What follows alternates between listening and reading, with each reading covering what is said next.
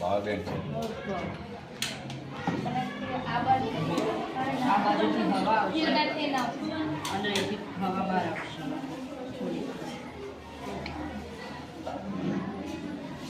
લગવા જેવું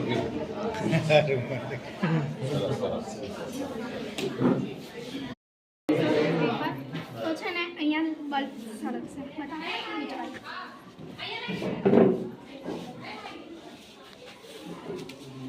આટલી વીજળી આનું ઉત્પન્ન થાય છે આ બલ્બ સર્ગે છે ને અને પેલું પણ ચાર્જિંગ થશે. એ કયો નિયમ કામ કર્યો? આ છે ને ઇન્સ્યુલેટર પર દબાણ પડે ને તો છે ને આ બલ્બ ચાલુ થશે અને આ વિદ્યુત મળશે દબાણથી દબાણ આનું કામ જ છે કે આના પર છે ને દબાણ પડે ને તો વિદ્યુત ઉત્પન્ન થાય. સરસ. ફોરેનમાં કોન્સેપ્ટ કામ કરે છે ખબર છે? સ્ટ્રીટ છે. સ્ટ્રીટ જ એક બનાવે છે કે લોકો જે ચાલે ને તો એના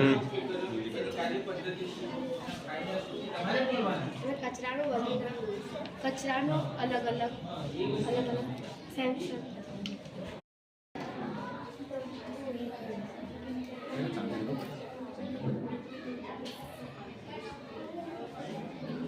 કચરો આમાં પડે એવું એટલે અહીંથી ઓળખી લે કચરો કયો છે અને પછી એમાં પડ્યો સૂકો બે ત્રણ પ્રકારના કચરા રાખવાના હતા. સૂકો કચરો લીલો કચરો હે પ્લાસ્ટિકના રસ્તા. અરે વાહ, એ જરૂરી છે. એનાથી શું ફાયદો થાય? પ્લાસ્ટિકના રસ્તા બનાવે તો શું ફાયદો થાય? વિચારો જેટલું પણ વગર કામનું પ્લાસ્ટિકનો યુઝ થાય છે પૃથ્વી પર એ બધાનો ઉપયોગ રસ્તામાં થઈ જાય તો એ આપણને નુકસાન કરે નહીં. એટલે ભવિષ્યમાં આવી થવાની શક્યતા ખરી. એટલે આપણે પહેલેથી કાળજી રાખવી પડે. તો ક્લાઇમેટ ચેન્જ ના થાય એટલે માટે શું કરવું જોઈએ? કચરો ના ફેલાવવો જોઈએ. પછી વધુ વૃક્ષો વાવવા જોઈએ, હે ને? ગંદકી ના કરવી જોઈએ. કારખાના તાલુકો બોડેલી અમારી કૃતિનું નામ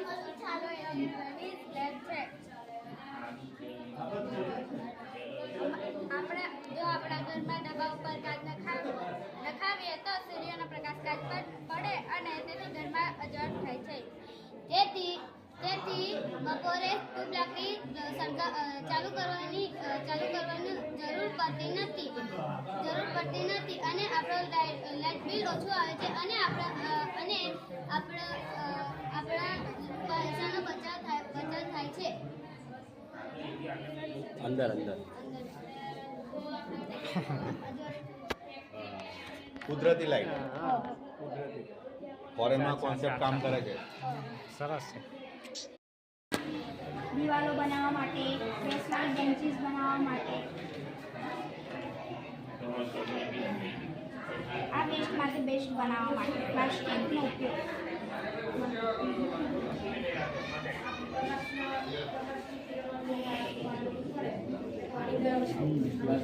પ્લાસ્ટિકને આવે મતલબ એનો ઉપયોગ બંધ કરવો જોઈએ અને જેટલું પ્લાસ્ટિક છે એનો આવી રીતે એનો ઉપયોગ કરી લેવો જોઈએ એટલે એ પૃથ્વી પરથી ધીરે ધીરે નષ્ટ થઈ જાય. બરોબર ને? મારું નામ મંતર કંકી ધર્મેન્દ્ર કુમાર છે. હું ધોરણ 5માં મારી કૃતિમાં અલગ અલગ ડસ્ટબિન કચરાનું વ્યવસ્થાપન. કચરાપેટી 3 પ્રકારની હોય છે: વાદળી, લીલી અને પીળી. વાદળી કચરાપેટી પ્લાસ્ટિકની બોટલ, એલ્યુમિનિયમ કેન, છાપા, રંગ, તૂટેલા બલ્બ જેવા સૂકો કચરો નાખવામાં ઉપયોગમાં આવે છે. લીલી કચરાપેટી સળેલા ફળો, શાકભાજી જેવા અન્ય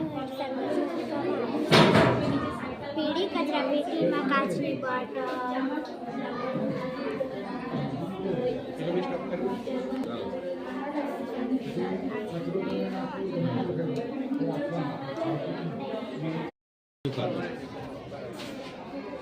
સજીવ ખાતરમાં શું આવે? છાણિયું ખાતર, કુદરતી ખાતર, પછી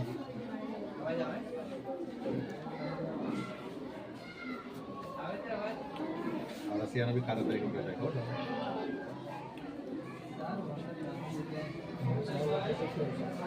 અને અળસિયાનું ખાતર જમીનને ખર્ચ બનાવે. ગ્રુપ કમાશે હા સરસ. કુદરતી ખાતરનો ઉપયોગ કરવાથી શું ફાયદા થાય? આપણી જમીન બગડે ના, આપણી જમીન ફળદ્રુપ રહે છે. સરસ સરસ જમીનના પાકનો મેન મુદ્દો એ મેન મુદ્દો એ. મોડાનો ફળ ખાય તો કેમ ના ચડે જમીનની ફળતા વધારવા. હે મોડાનો ફળ ખાઈએ આ ફળ તો ગેન ચડે કે પછી ઊભા આવે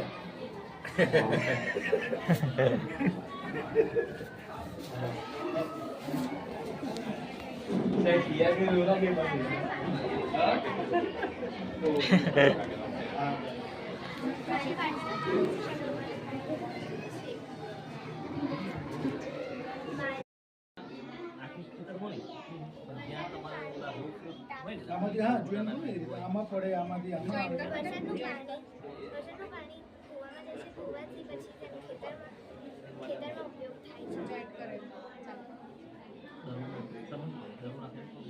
હા બરાબર.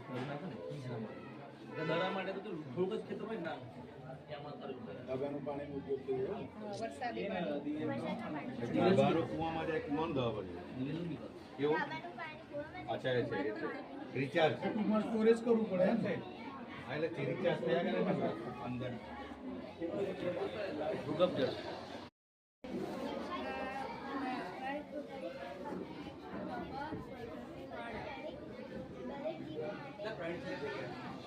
ટપક ટપક સિંચાઈ સિંચાઈ પદ્ધતિ પદ્ધતિ. હા સરસ સરસ. આનાથી હું તબ ફાયદો શું છે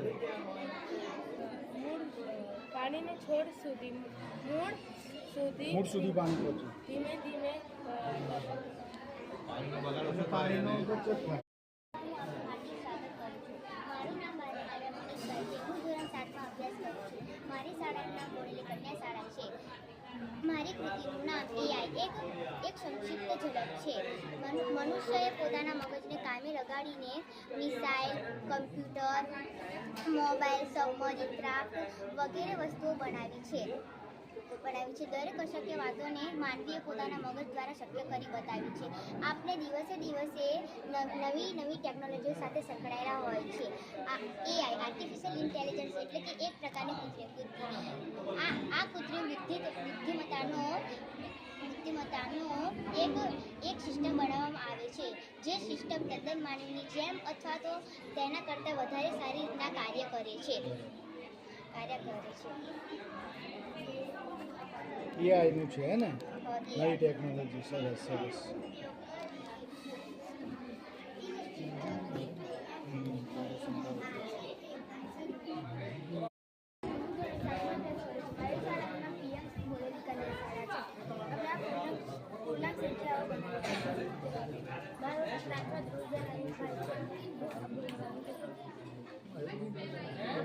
આનાથી આપણને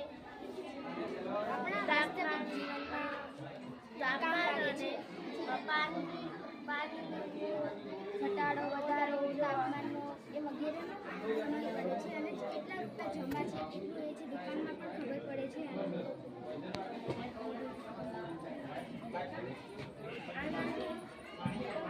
જમણી બાજુ ખસવાથી